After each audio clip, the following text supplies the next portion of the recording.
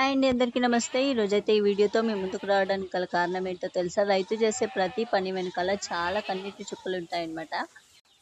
Actually అసలేం జరిగిందంటే 6:30 మధ్యలో అయితే మా నాన్న అయితే వచ్చి చూసాడు. వచ్చేటప్పటికి అది కింద పడిపోయేసి గిలగిలగిలా కొట్టేసుకుంటాంది. ఆ టైంలో అసలేం చేయాలో అర్థం కాకుండా వెంటనే వెటర్నరీ డాక్టర్‌కి కాల్ చేసాము.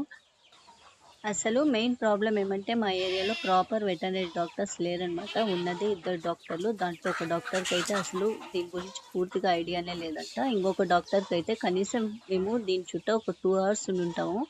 2 అవర్స్‌కి మినిమమ్ 30-40 టైమ్స్ అయితే కాల్ చేసాం. కనీసం రెస్పాన్స్ అయితే ఇవ్వలేదు. వాళ్ళకి మేబీ గవర్నమెంట్ సాలరీ ప్రొవైడ్ చేస్తుంది కాబట్టి 25,000 ఆఫ్టర్ ఆల్ అయ్యుండొచ్చు. కానీ రైతుకైతే 25,000 కూడా చాలా ఎక్కువ. మనుషులకైతే ఆప్షన్ ఉంటుంది. ఇలా పడిపోయినప్పుడు వెంటనే అంబులెన్స్‌కి కాల్ చేసేసి ఎళ్ళిపోతాము. కానీ ఇలా జంతువులు పడిపోయినప్పుడు కంపల్సరీ డాక్టర్ ఇంటికి రావాల్సిందే గదా! వేరే ఆప్షన్ లేదు. చుట్టుపక్కల వాళ్ళు తర్వాత సజెస్ట్ చేశారనమాట. డాక్టర్ వచ్చేలాగా లేదు. మీరే హాస్పిటల్‌కి తీసుకెళ్ళిపోండి అని. మేమున్న విలేజ్‌లో నుంచి చిత్తూరు టౌన్‌కి తీసుకెళ్ళడానికి 35 కిలోమీటర్స్ ఉందనమాట.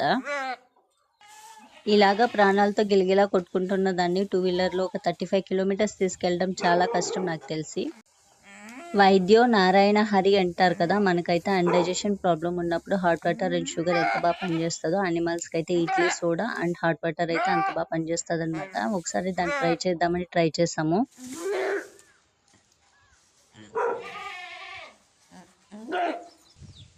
యాక్చువల్లీ ఈ వీడియో చేయడానికి మెయిన్‌లీ 2 రీజన్స్ ఉన్నాయన్నమాట. ఒక వెటర్నరీ డాక్టర్ మారినా చాలు అని చెప్పేసి. డాక్టర్స్ మనుషులదే కాదండి ప్రాణాలు ఇలాగ జంతువుల మీద హోప్స్ పెట్టుకొని కూడా చాలా మంది ఉంటారనమాట. మీకు పాసిబిలిటీ ఉంటే తప్పకుండా రెస్పాండ్ అవ్వండి.